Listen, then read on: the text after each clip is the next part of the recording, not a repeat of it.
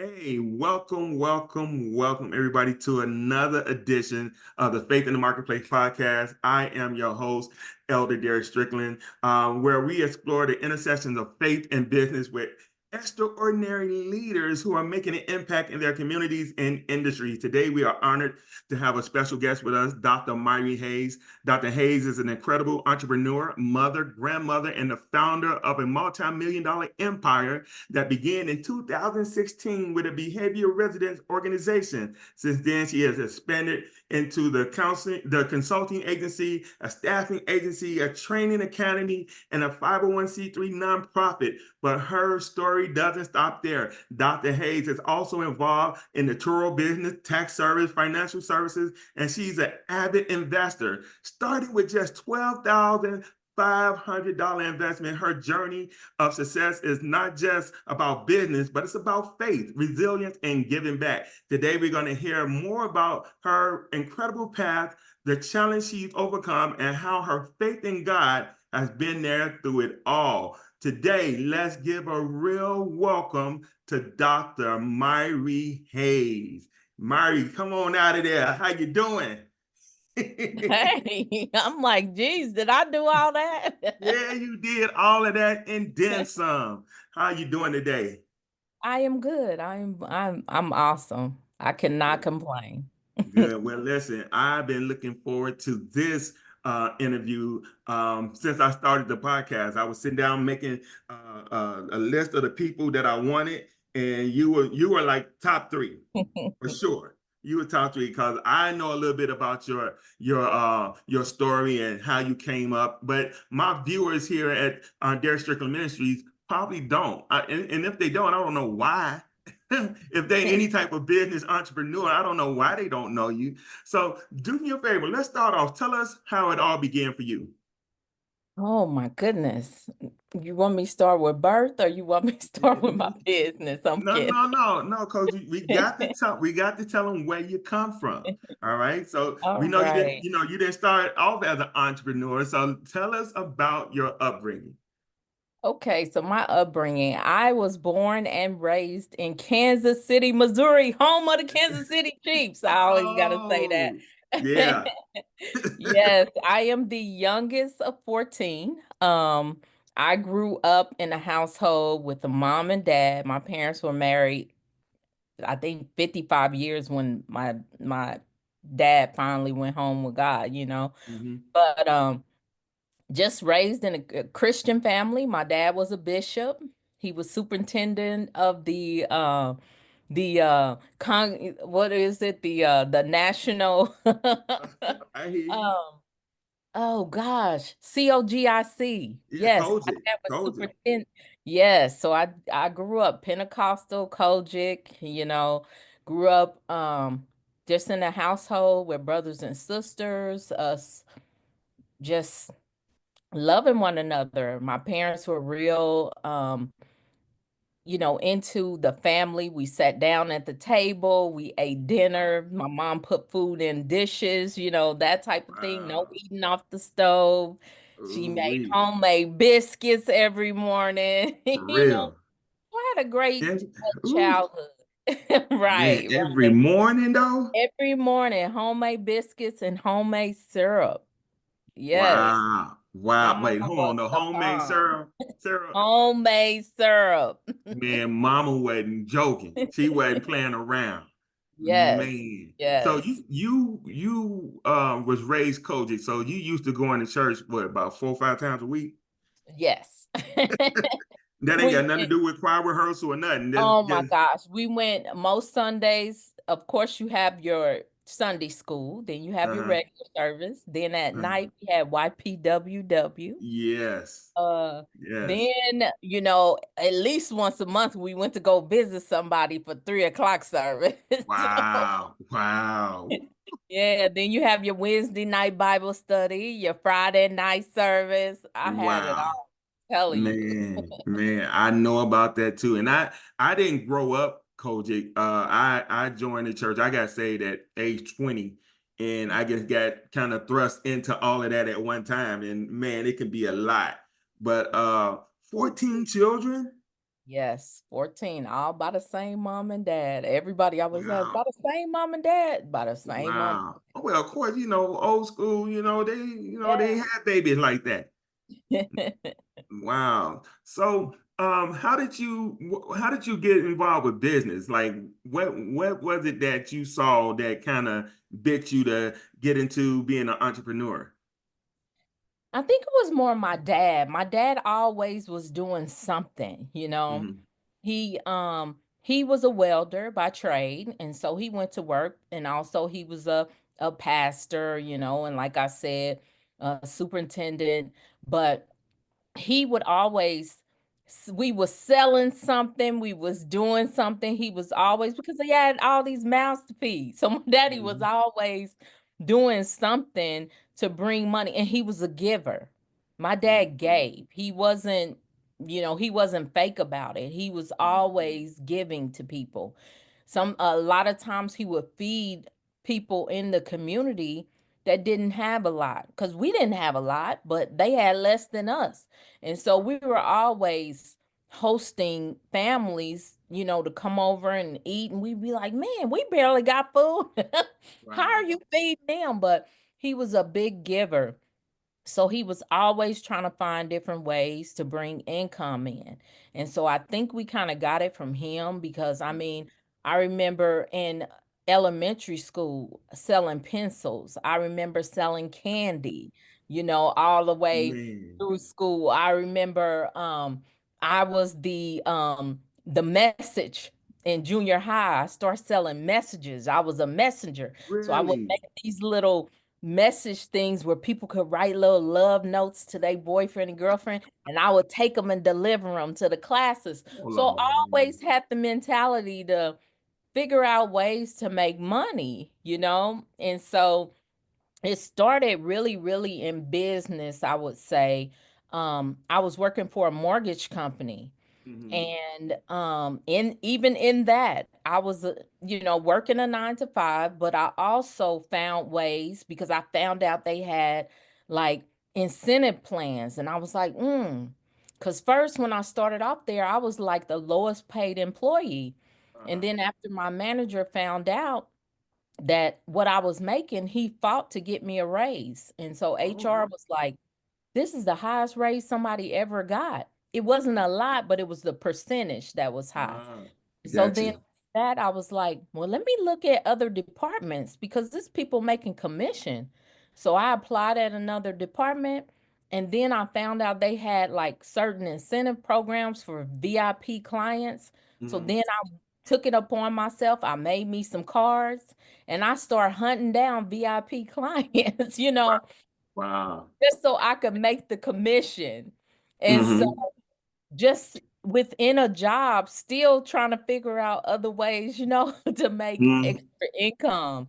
And so once that job, with the market crash back in Uh, 2008, when I yeah. ended up losing that job, I took my severance and I went ahead and I opened a uniform store. So A that's kind of where it uniform. started as far as actually having a business set up.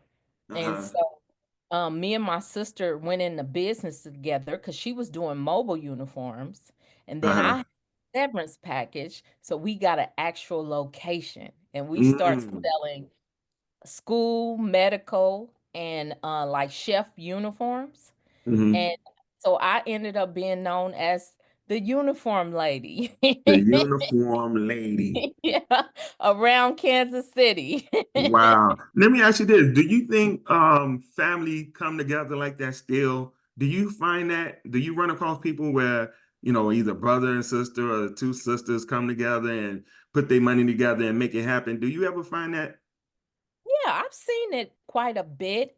I Uh, mean, I would say it's rare now only because people are more divided, with this social media and all of this, and people don't come together as families as much.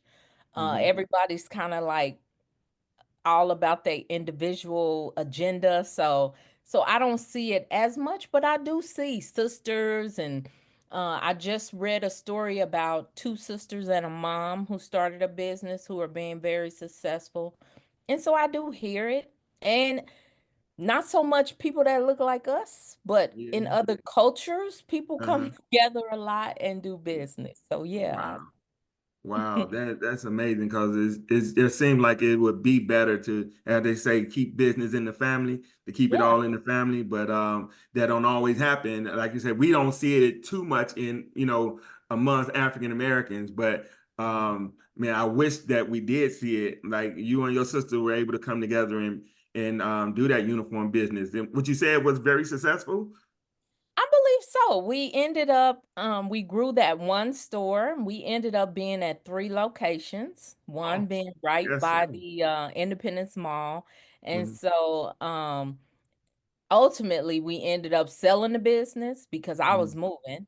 I had a mission to come to Arizona. And so we ended up selling the business right before I left to come here to all right, Arizona where I'm at now. but before we get to Arizona, because I know this part of the story, and there's something that I definitely want you to talk about concerning some advice your mom gave you, and I think it's absolutely amazing the advice that she gave you in terms of being yourself in Arizona. Um, but before we get there, um, this uniform business. So you successfully went into the uniform business with your sister. You all grew it, and would you say that like just working with family is that how sometimes you can work with somebody that's so close to you or so much like-minded like you. Do you find that could cause problems or does it can it cause problems? And if so, how were you all able to work through that? Just in case somebody else is out there going through and they're like, man, I'm working with my brother and man, we bumping heads and you know, help them out in that regard. I would say just keep it business. And then also, too, we have always kind of had outside mentors or people that we respected to where when we did get ourselves, because I'm not going to say everything was all, chummy and things like that Yeah. between me and my sister all the time.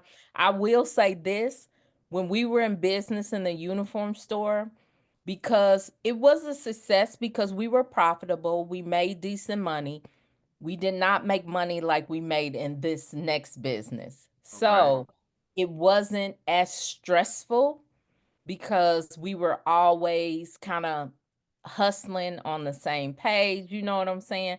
So it wasn't uh as bad, as I'm not going to say as bad, but it wasn't as stressful because the amount of money we made. We never hit like $1 million in a year with the uniform store.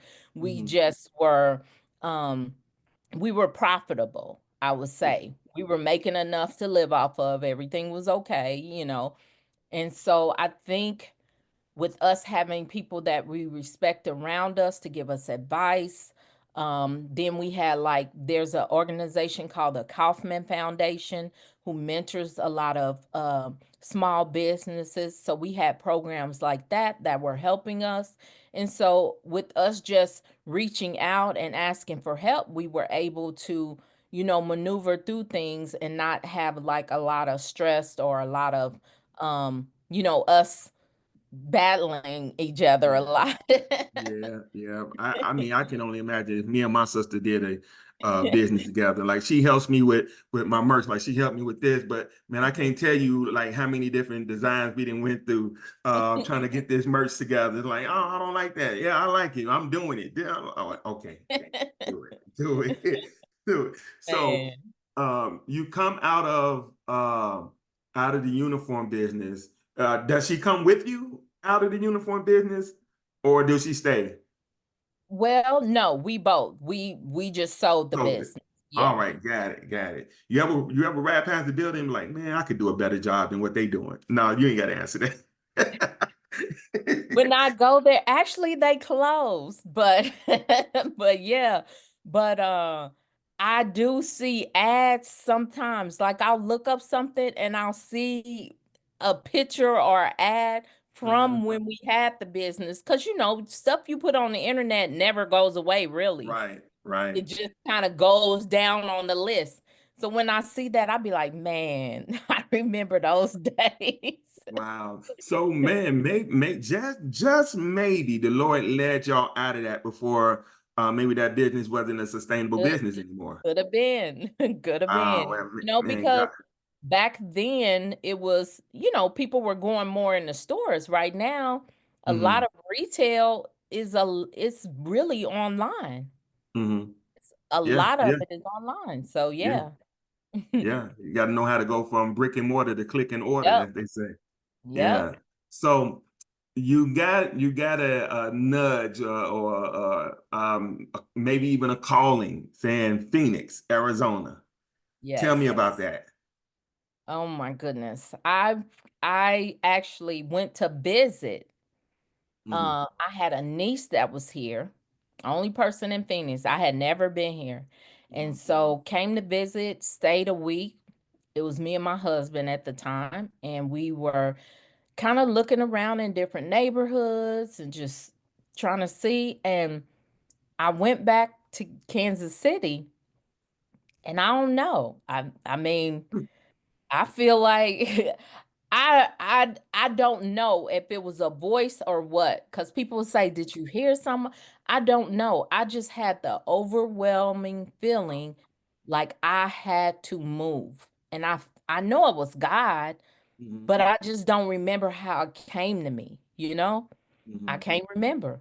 But I was just like, I went to my husband and I said, last winter was our last winter because it was May. Hmm. I said, we won't be here next winter. And he was Wow. like, what?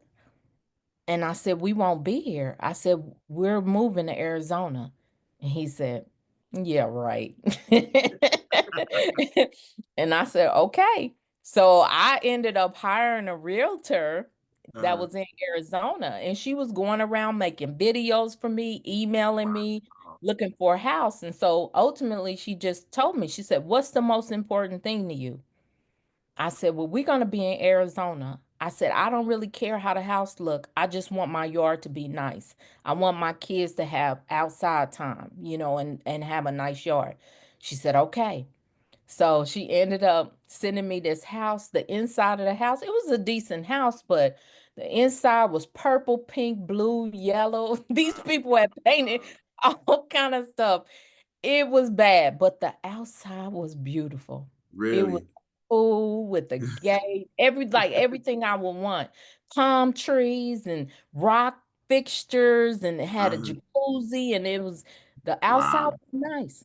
So she sent me that. So I told my husband, I said, we need to be in Arizona at the beginning of August. And Hmm. he said, for what? I said, to sign the papers on this house. He said, he said, what? I said, to sign the papers on this house. He was like, okay. So we actually Wow. drove. We drove to Arizona. Hmm. Me, him, and my oldest son came, signed the papers, got the utilities on, all of that. And then we came back. I told my other kids, we're moving, because I Hmm. had told them. And they were like, what? I said, get your summer clothes and let's Wow. get eggs. I said, everything else, let's leave. And so he had a truck. My husband had a truck. I had a Jetta at the time. A Jetta. I had a Jetta. We put the Jetta on the back of the truck. We filled the back of the truck, and we had one U-Haul with all the beds, all the summer clothes. Hmm. Um, and then I have this bedroom set my great auntie gave me. All We right. All brought right. that. That was it. I left my house Wait, full wait. of furniture, full of everything. And we drove to Arizona and moved to Arizona. I told my sister, I said, you can sell it, you can have it, you can give it away. I don't care what you do. Just let me know when the house is cleaned out. And so Wow. she had like a garage sale every weekend for a month. Uh-huh. Uh-huh. And then she was like, well, this is what's left. I called a trash guy to pick it up, and my house was empty. And we rented my house out in Kansas Wow. City, and we stayed Wow. in Arizona. So So, I was so serious. You so this nudge, this urging um to go to Phoenix. Can you describe like what that felt like? Was it like everything you saw had something to do with Phoenix? You know how they say you getting ready to go buy a car, and every car you see looks like the car you getting ready to buy. What was it? What was No, the urge? What was the pulling? it was just a clear, I don't know. It was just like something in my mind that was so clear. Like it Wow. wasn't that somebody spoke to me and said, go to Arizona, Mhm. or anything like that. It was just the plan was so clear.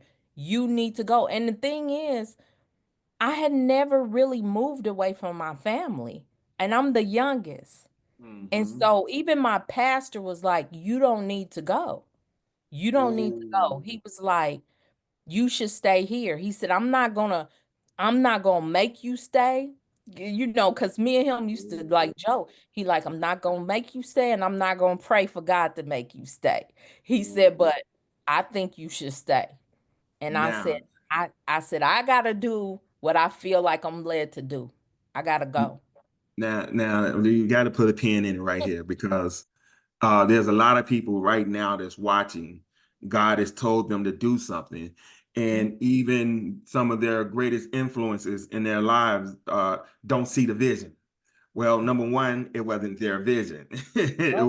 It was your vision. And I just thought it was so profound that even though your pastor was not really for it, you still had the enough of boldness in you to say, no, I know what I feel, and I'm Yeah. going anyway. And by the end of the story, you all will find out why she had to go. She could not Yes. stay in Kansas City. She couldn't stay there.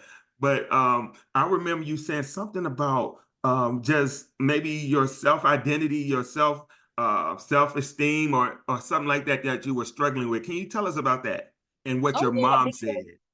because I was always, I'm the baby. So I've Mm, always had somebody older than me telling me what to do.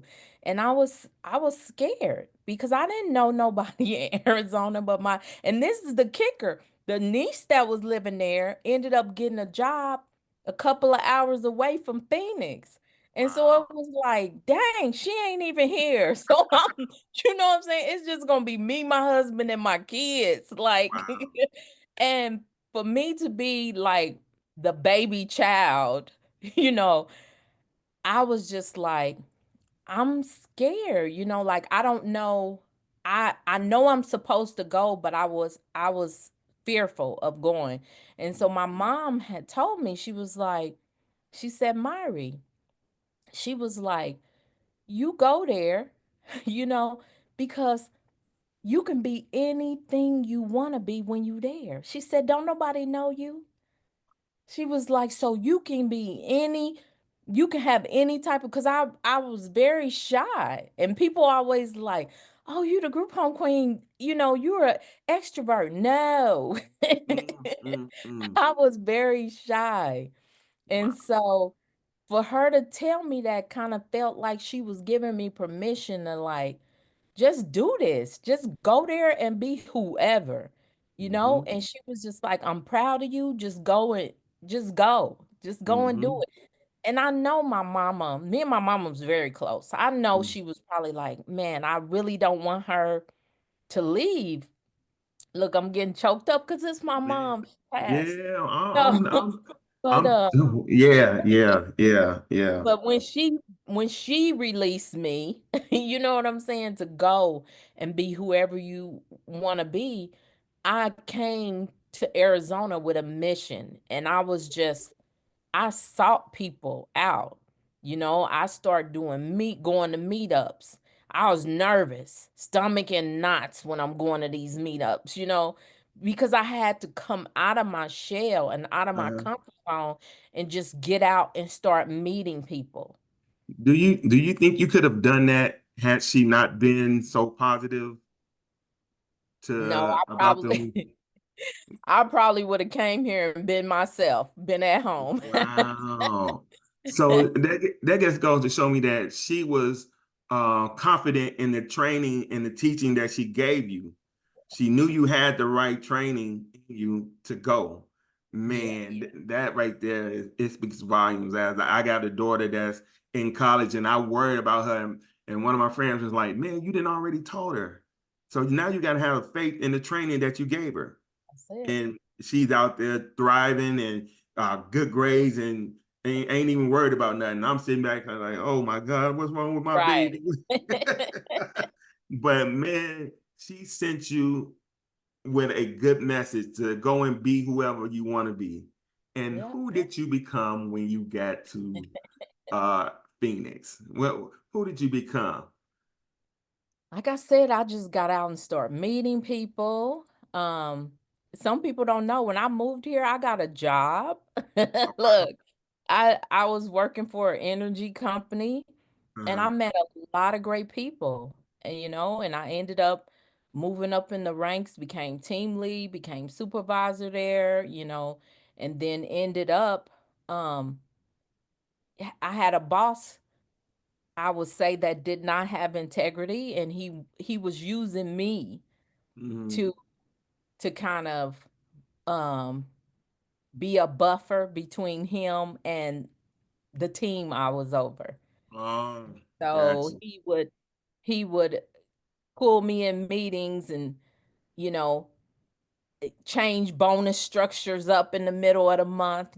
People thinking they getting a $5,000 bonus and they end up getting a $2,000 bonus. So that type of stuff. Mm, And then he would want me to deliver it. mm, Oh, mm. these are your people, and you know, Uh, you have oh, rapport with them, so you go deliver it. you. I just got tired of Yeah, I it. know that's right, man. You keep taking these bullets for him, man. That ain't cool. Man, That ain't cool at man. all. And so people would ask me, it's funny because I would go out and I would tell them what he wanted me to tell them. And then they would come to me and, okay, Myrrie, give it to me straight. I look for another job. Wow. I'm gonna do what's required of me for my job, but I'm gonna tell you the truth. Yeah, yeah, for real, for real. Yeah. So you worked at that job, and sometimes the Lord don't let you stay there and put you in predicaments where you got to keep moving because you weren't gonna stay up under that type of treatment. Mm-mm. So what was it that got in your mind and said, I want to help take care of other people? Well, I initially met this nurse. I'm in a company called Melaleuca, and Mhm, so I was doing presentations about Melaleuca, this mhm, healthy wellness company, and I met this nurse. Her name was Linda. And so Linda had a daughter who was developmentally disabled. And mhm, so Linda was like, she was thinking about doing some type of group home. So me and her got together and we decided to do a senior home. And so okay. that's really initially how I started, is with the So senior home. I didn't know that. This is a Yeah. part of the story I didn't know. I thought you and your sister started out together first. All right. Mm-mm. Nope, it was me and Linda. Me and All Linda were right. partners. Kay had no interest in doing a group home. Really? Yeah, she was like, I ain't doing that. And so me and Linda got together. We did the senior home. Uh-huh. We did it a couple of years. And ultimately, I mean, most people know this story. One of my sisters, my oldest sister, was mentally ill. Uh-huh. And so my oldest sister was in Kansas City. She called me and said, I'm coming to Arizona and you're going to take care of me. And I was like, huh? Just out the blue. And she was like, I'm coming to Arizona. I'm going to get me a ticket today Uh-huh. and I'm come there. And so Mhm, I'm like, I was raised to obey my elders. And so I'm like, okay, all right, Hattie, mhm, just tell me when your flight's supposed to land. And I mhm, could kind of tell she was kind of in her manic state, but mhm, it is what it is. So mhm. anyway, she did. She left church that day. She had her church and her Bible. She got on an airplane and she Wow. came to Arizona. So when I picked her up, Mhm, she that's all she had was her purse and her Bible. And so she was a senior because she's what, 20, she was 21 years older than me. All right. And and so she was like, she had no medication. And like I said, she was bipolar schizophrenic all my life. So I knew she was supposed to have some meds. So I took her to the VA and they checked her out, gave her some meds, and then I took her to my senior living home. And so she was like, "Oh, okay," she was like, "How much does it cost?" That's because Mm-hmm. Patty was the type, she paid her way, no I heard matter what, that. you know. And so I told her how much it costs, and she said, "Well, do I get a family discount?" I heard that And I said, "Yeah, Hattie, you get a family discount." So she stayed with me and Linda in our assisted living for 3 months for and 3 months. passed away. Yeah. Wow, wow, Found wow. out she had bladder cancer. Mm. And so I got to take care of my sister for the last 3 months of her life. So ultimately, she passed away. There was a client, my very first client. Mm-hmm. Her name was Miss Alice. Miss Alice passed away. She had been with me 2 years. And Wow. then there was another Alice in my home, and she passed The away. So it same was house? yeah, and they say it comes in threes. It literally did. The same. Threes. So just all the mourning and the death, I was just like, Linda was like, I don't want to do this. I was like, I don't want to do this no more. Wow, wow, wow. Yeah. Well, yeah, I was just thinking, you say it comes in threes. At the current time of this recording, I think we just lost John Amos from Good Times. Did you see that? Really? Yeah, John Amos, the dad. Yeah, Yeah, dang. yeah. And there was a basketball player, Dikembe Mutombo. He Yep. died. And I think Pete Rose died. I was at work today. I'm like, oh, there go to three. Dang. There go to Yeah, three. it does. So you had three people pass away, clients. So what's going through your mind at this point? Like, I don't want to do this. Like, this too much that I don't like going to funerals, and then Uh-huh. you through all of that, people are coming into the home and they're preparing for people to die. So it's mourning and all of this. And it was just like it had me down.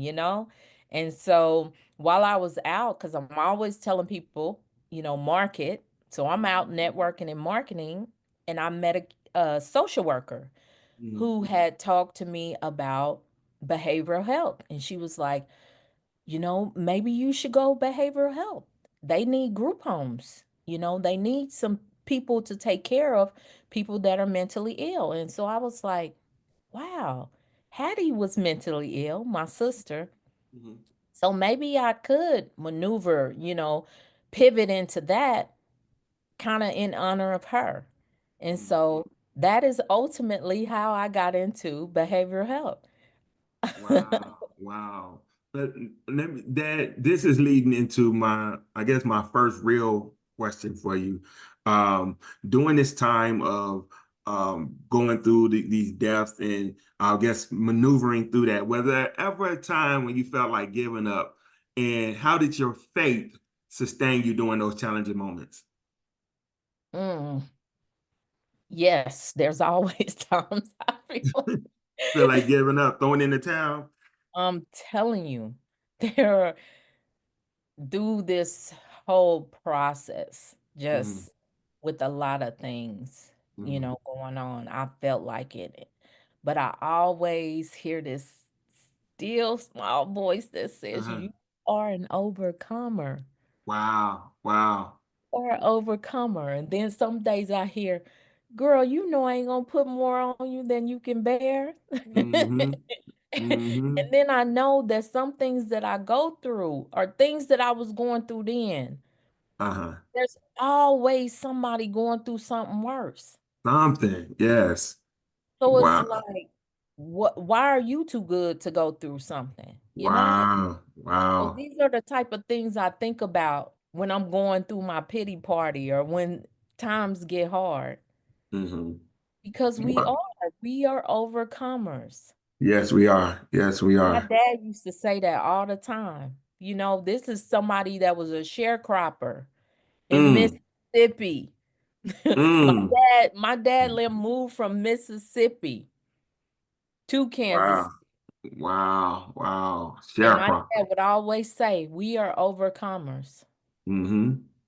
And it was in something else you said your dad taught you about giving, keeping your hand open so that you Mhm. can receive and give.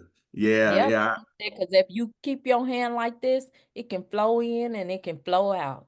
He That's said, but what. when you like this, you Uh-huh. might get it in your hand, but ain't nothing else gonna get in and ain't nothing gonna get out. So he said, this is how we gonna live with our hands Wow. like this. Wow. Wow. I remember that when I was a little kid. Okay, Daddy.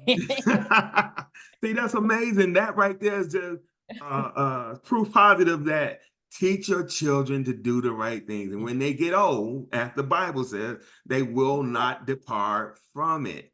We Yep. have to instill in our children the right principles so that they can grow up and be respectable adults. So, getting back to this group home, as I read in the introduction, you started out with $12,500. Yeah. Now, me and my wife been looking at group home businesses, and we both know that $12,500 ain't gonna get it. Mhm. How in the world were you able to start a group home with $12,500? Man, Please that tell was us. God. So, uh, okay, so look, I'm gonna try to tell it short, but this is the story on how we started. Uh-huh. We were at a women's, we were at a faith conference for women. All right. So we're sitting around in a group talking, and this lady's telling us about this house she trying to sell. Mhm. We had been looking for a house for months. But my sister's credit was bad and my credit was bad. Mm, mm, mm, So mm. so we looking, we can't get nobody to buy. Of course we can't buy, we can't get to rent from anybody.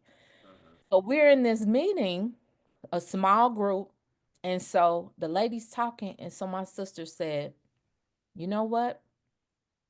God just told me that you're not gonna sell your house," because she was trying to sell it. And she said, "What? We didn't even know this lady." And the lady Wow. didn't look like us. Wow. Wow. And she said, "What? Why would you say that?" And my sister said, "I'm just telling you, you're not going to sell your house." She said, "You should rent your house to us." And the Mm, lady said, "No, I'm not renting my house. I'm selling it." And my sister was like, "Well, okay, but I just heard it clear as day that you're not going to sell your house." Lo and behold, mm. the lady left. We done left the conference. We still Wow. look Wow. 4 months later. Mm. 4 months later, this 4 woman months hunted later. us down because Wow. it's women that know us because it was a Uh-huh. church event. Uh-huh. So they like, oh, this such and such, she want to talk to y'all. So she calls us and she said, I can't sell my house. None of the offers, nobody's giving offers, nothing. She said, Wow. so y'all want to rent it. What are y'all renting it for? And so we Mm. told her, our plan or whatever. She said, okay. She said, I'm gonna talk to my husband. So she came back and she said, I want $10,000 down and I Uh-huh. want $2,500 a month. Oh, So to wow. move in, y'all need to give me $12,500. Wow. And we were like, huh? And she said, y'all can come and look at the house. We're not gonna make any repairs. If you want to do anything to the house, y'all can do it. But this is on the agreement that you guys are gonna buy the house. So this is Mm. like a down payment. So it's like Gotcha. lease to own.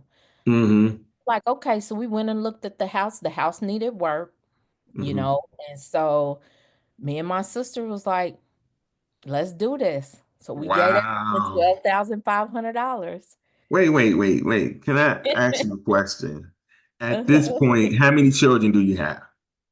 At this point, I had six. Yeah, I have six children. My sister has seven. Wait.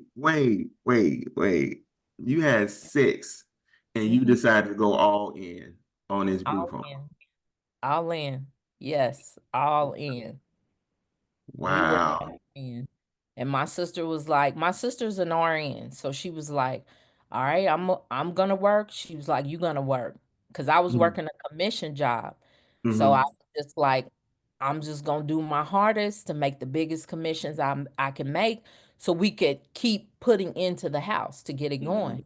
And Mm-hmm. that's basically what we did until Yeah. we got it licensed. Wow. So do you remember your first clients in the new group home with you and your sister? Hmm. Yeah, I remember. Wait, We wait, wait. ended up. Go Hold on, ahead. hold on, hold on. How did we get the sister on board? Because last time we heard from her, she didn't want nothing to do with it. Right, right, because we met with that social worker. And Oh, so so we're the social worker's like, "No, it's a big need, this and that."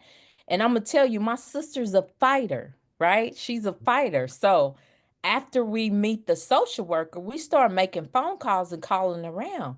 Well, it's people telling us, "Nah, we don't need no group homes. Nah, don't y'all open it." And my sister's like, "Uh-uh. This woman uh, said we that y'all need group homes. mm, We don't need no more. Y'all probably mm, ain't gonna get no clients if y'all open." But my ooh, sister's a fighter. So she was like, ooh. that don't even sound right. Said the wrong thing to the right person. You know? Man, So she's man. ready to fight. Man. All right. So now we know how sis Yeah. got on board. Now, were there any talks at with the social worker as far as the type of money that you all can make that made sis like, okay, I'm on board now. Yeah, she was like she didn't know exactly, but she Hmm. had heard it was good money, you Hmm. know. So we had to do the research to find out, which we did. And I always tell them how our first two clients came from somebody who told us we would never that they would never work for us because they were trying to underbid us. Once we got the house license, Uh-huh. we were meeting with people and they tried to underbid us. Uh-huh. And oh, I gotta tell this because this Yeah, this this is tell it, tell it, tell it. this will just show you how God was working in all of this. All All right. of this. Okay, so we ended up, I'm at a bank being nice to a teller, and I end up, impressing her, I guess. And she's like, "I want you to meet the president of the bank." So Mm-hmm. she takes us in. We meet the president. He's like, "My best friend is the CEO of the crisis center, the biggest crisis center in North Arizona." Mm-hmm. So we're like, "Okay." He said, "I think you should meet him. I'm gonna try to set up a lunch." So he sets up a lunch with us. We sit down, we talk to him. He's trying to restructure payments because the thing is, he was receiving the bulk of the money and then paying it out to the organizations that ran the group homes. So All right. he's trying to come with a lower bid for certain homes.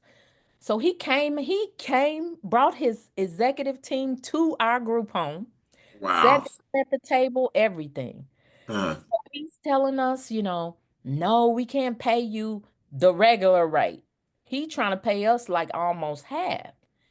And so I'm like, well, no, uh, that's not the rate. He's like, no, this is the rate for y'all. This is the rate we're gonna give y'all. And I what? said, no. I said, we can't do our job correctly if that's what you guys are gonna pay us. I said, if you Uh, want to just sit people in front of a TV, then that's fine. But if you want us to actually have a program, I uh, can't do that. And he was like, well, then I'll never give you guys clients. I'm not gonna work with y'all. I said, okay. He left.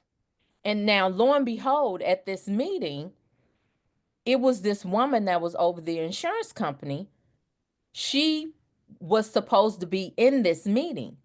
He calls me one day, clear as day. I'm telling my sister what was said, and I used to record my phone calls just to let you hello. know. And so I'm telling her, I said, well, no, they said, I'm not going to say her name. They said such and such won't be at the meeting. And my sister said, she not? Because she Uh, was advocating for us. ah, Said, I said, no. So she said, let me listen to the recording. So I let her listen to the recording. Nowhere on that recording did it say that that woman was not going to be there. uh-huh, But that's what I heard. uh-huh, Heard that on the phone call that she wasn't going to be there. So anyway, I told Kay, I said, Kay, if that woman don't show up for this meeting, because it wasn't on the recording, I said, I know that was the Holy Spirit speaking to me to tell me she wasn't wow, gonna be there. And Kay was like, okay, whatever, whatever. So when we wow, get to that meeting, that woman was not at that meeting. wow. So after he tells us, I'm not gonna use y'all, this is the meeting. He tells us, I'm not gonna use y'all. He Uh, left out that house. Me and my sister was in that house shouting, praising God, all of this, uh, because we knew God had a plan. Because wow. why would the Holy Spirit tell me specifically that that woman wasn't going to be in that meeting? Yes. But it wasn't on the recording. Wow.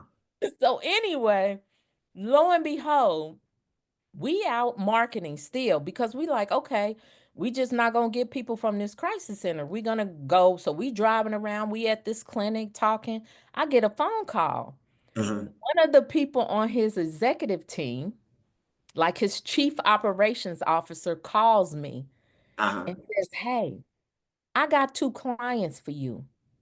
Where do I need to send the packet? Because I want to get them to you. And how are we going to coordinate transportation? And I'm looking at Kay like, didn't this man just tell me he wasn't going to send me no client? Right, right, And right. so, lo and behold, we get two clients in one day from them when he told us we were not getting any clients from him. So, And is it, for wow. from that period of time till now, I kid you not, them people have sent us thousands of clients off Wait, of that one. had you not held on to your value, Yeah. there could have been entrepreneurs out there that would have dropped the towel and lowered their value. Yep. And just think if you would have lowered your value, the success that you have had, it wouldn't be as successful in terms of profitability, but Right. you held the value. Man, it's something to that to tell new entrepreneurs that have a skill set that Mhm. know how to teach something or do something, never devalue what you have. Man, Don't. you all kept your value and just held on and praise God in the meantime. And here Man. here come two new clients. And that from those two new clients set you all off on to this journey that you all have had right now. Really So did. now let me ask you this. I'm getting my questions out one more time. Now, in moments of success, how how do you keep God at the center of your business, ensuring that you stay grounded? You all, if you didn't see the beginning, Myrrie runs a multi-million-dollar business, right? So how do you keep grounded? Like that's one thing that we love about you. You so down to earth. Like Oh. how do you keep grounded and how do you keep God at the center of it all? Relationship, relate. I mean, that's that's with God in life. You got Mhm, I gotta pray.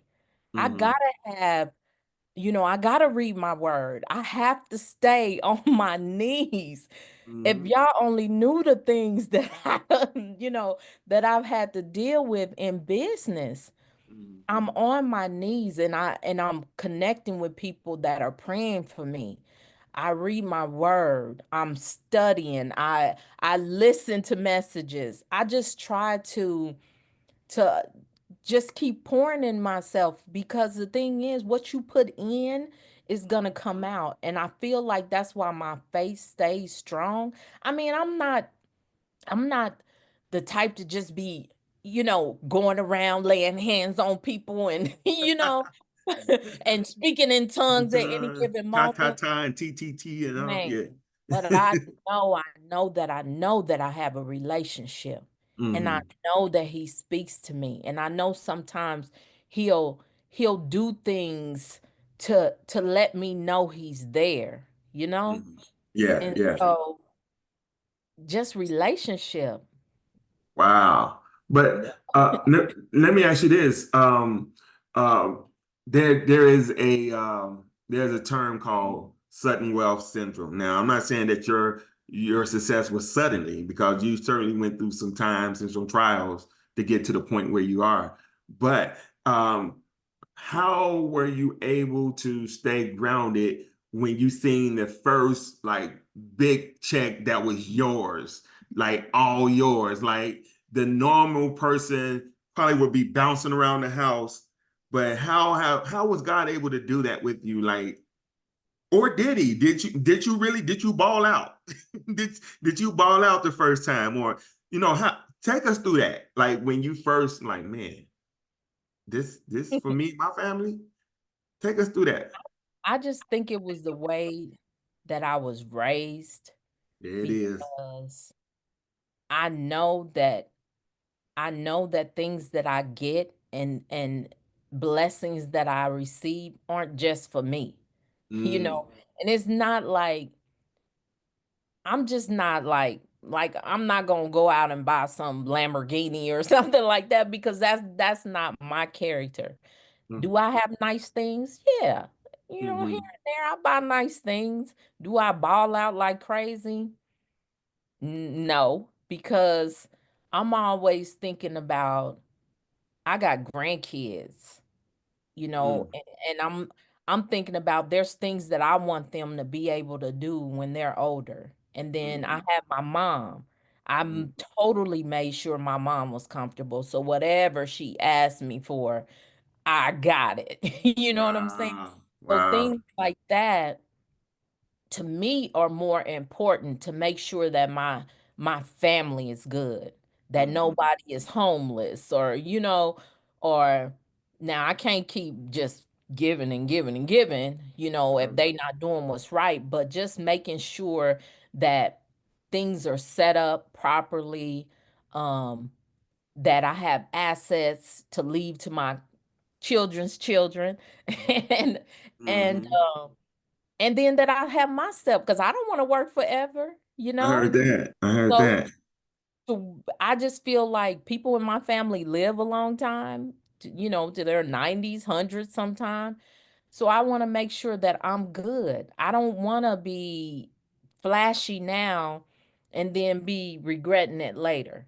Mhm. So, have I, like you said, have I balled out? I mean, I travel. I I mean, like to travel in luxury now. I That heard that that's first my class. only thing. Yeah. I, But I heard. yeah. And the reason I bring that up is I think there's a negative connotation when it comes down to Christians and being successful or being wealthy.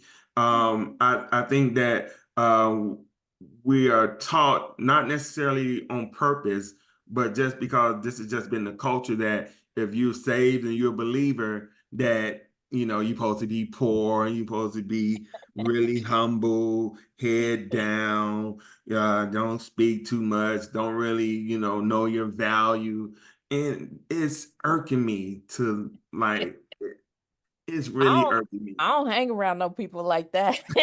Right, right. It's really irking me because I mean, we both, well, you're mentored by Mr. Myron Golden, and I'm mentored by him through videos, and I'm like, he says some stuff about why Christians are so poor, and it's like it's a mentality, Yeah. right?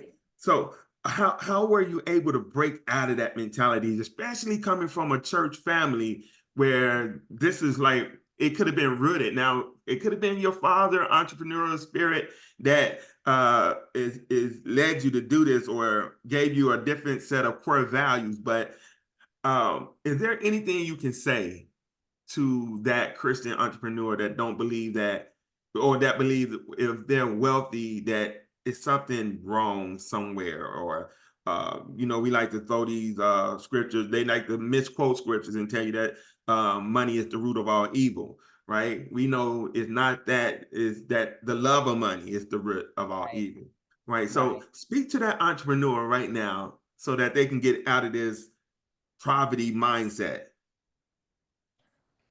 I mean, you Come kind of used on. what I would have said. It's Uh, the love of money. I don't love money. I know mhm, money is a tool, and mhm, money, you need money in these mhm. days and times to live. You know, you need money. So that's kind of how I think of it. I think of it as a tool, and that's how I feel people should think of it. It's to help. I use it to help.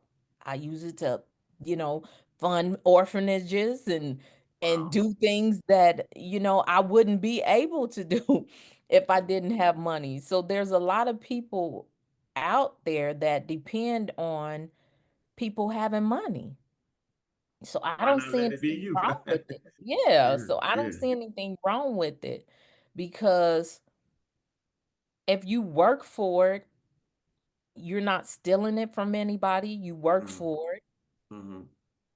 What my dad used to say, honest wage for an honest, honest pay for an honest day's work. So Mhm. if you work for it, then why not be able to reap the rewards? Yeah. As long as you're not loving the money and uh and doing anything illegal, then I don't see anything wrong with it.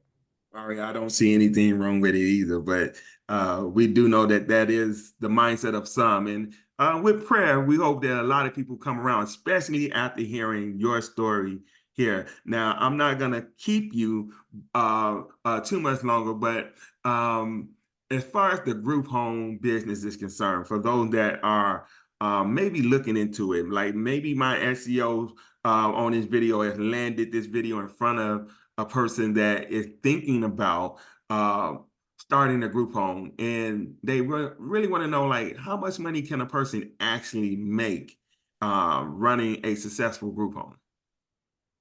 Well, I'm gonna tell you, I had a call on Sunday with the young lady. She's in Arizona. No, she's in Florida. Sorry, she's in Hmm. Florida. And she has 5 clients and she makes $40,000 a month. 5 clients, Yeah, 40,000, and they all in the same house. same house. 40,000 a month, Mhm. So 5 clients. yeah, and I've actually heard of people making more than that. I have a Wow. young lady that I mentor right now, and she has a client in her house. One. She One. makes Yes, she makes 15 to 20 thousand dollars a month. Wait, One client. wait. All right. I gotta, I Now gotta, look, now I'm not gonna say everybody's gonna make that, and you may yeah. need to specialize in something in order to make that, but you can make in a group home, you can make anywhere from, depending on what type of group home you're doing, you can make anywhere from $2,500 a month all the way up to, there are people making, geez, $25,000 a month off of a client. But that might be a high level client, but For you know, for $25,000 a month, I must be breathing for them and everything. they have programs now where you can be a foster. You can foster adults. Like you can put people in your home and foster adults and get $3,000 a month just for fostering an adult. So Wow.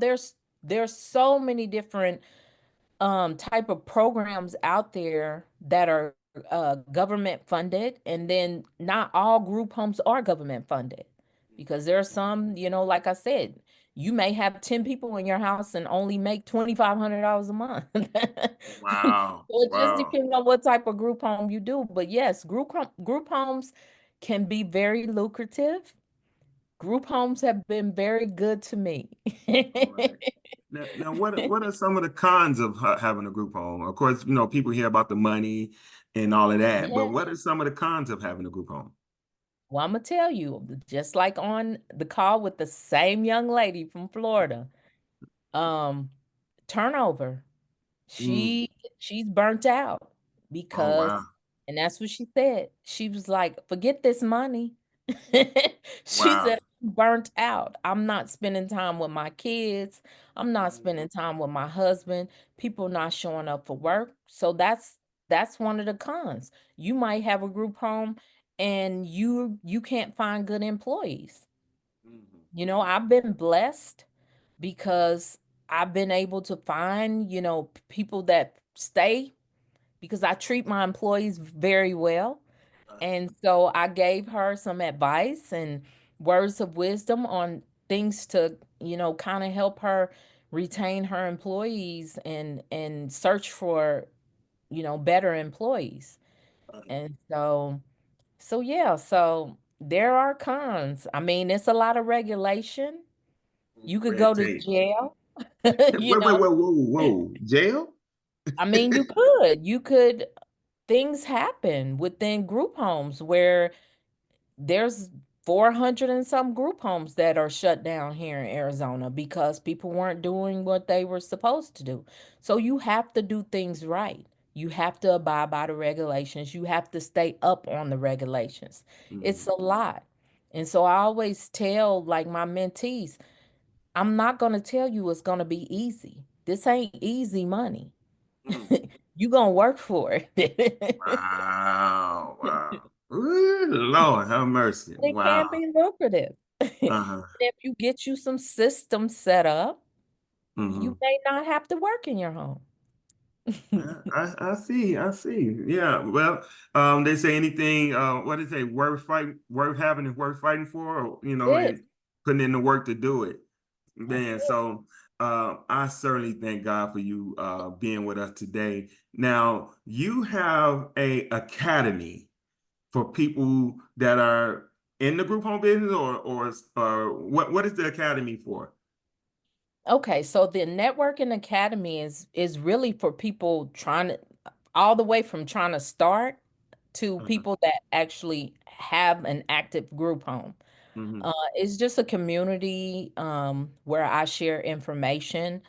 Um, and just support people. Like I said, the young lady that needed the emergency call, she has a group home. She's been in business 8 months and she's making the money, Hmm. but she's burnt out. And so I Wow. just try to give people advice on how to run a effective and a successful group home. Yeah. 'Cause Yeah. anybody can throw a group home together, but Mm. we want effective, impactful, successful group homes. Yes, ma'am. Yes, ma'am. Now, I would imagine there are different kinds of group home, like not just for maybe vets or seniors. What other type of group homes are they? Are there? There's mentally ill group homes. Uh, There's severely mentally ill. There's DDD, which is developmentally disabled. uh, That's where most people that are like cerebral palsy, things like that. mhm. But there's so many. There's TBI, um, All like right. brain trauma Oh, wow. homes. There's a lot. All There's right. living homes. Those are group homes. All right. So, so I said that because there might be somebody out there that may say, well, this thing is saturated, right? I think I read somewhere where you said that there's 1.8 million beds needed or something like that Yeah, that's needed. Not that are already filled. They need these beds, yes, right? Because they have people that need to, lie in these beds.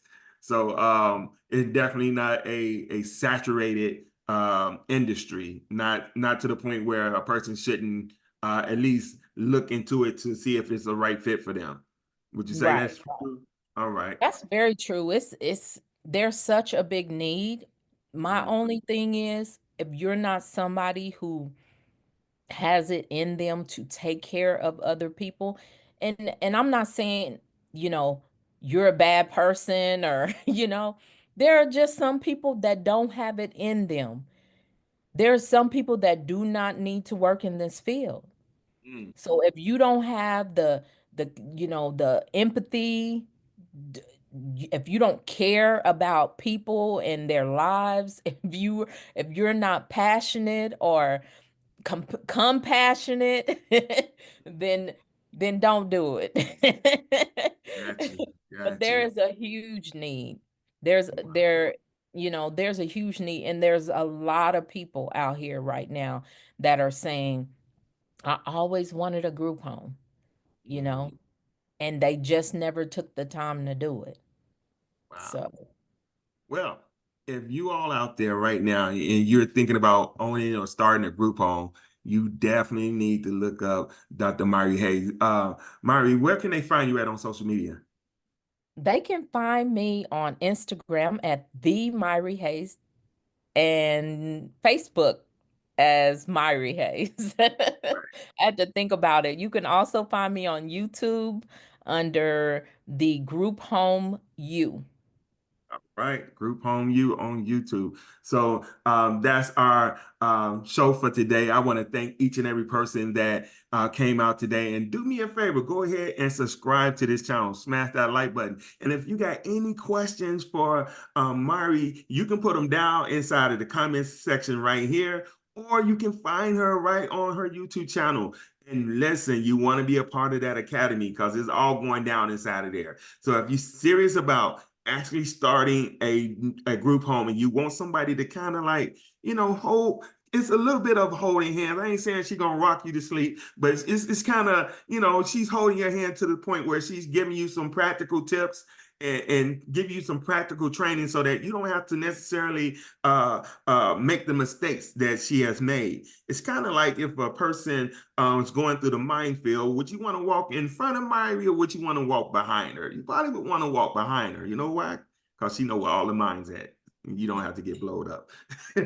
So once again, I thank you, Myrrie, for being here with us.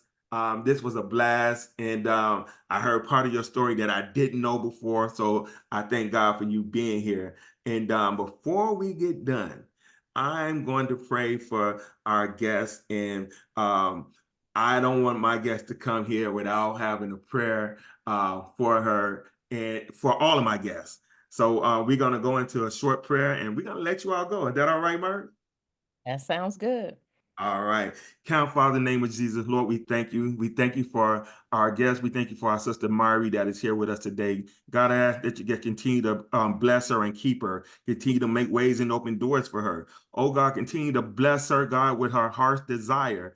Lord, continue to open up new doors, Lord, that she may be able to walk through in the name of Jesus. God, we ask that you protect her, God, from all hurt, harm, and danger, seen and unseen. Lord, bless her, bless her family, keep them safe and sound. God, we just thank you for what you have done for her. Lord, we thank you for taking her through all of the trials and tribulations that led to her to be in the place that she's in right now. God, we give your name the praise, the glory, and the honor. These blessings I ask in thy son Jesus' name. Thank God. Amen. Amen. Amen. Yes. So we thank God for our guests here today. And as always, I am Elder Derrick Strickland. It's my wish for you that you all be blessed. Go out there and be a blessing. And remember, keep the faith in the marketplace. See you guys next time. Peace.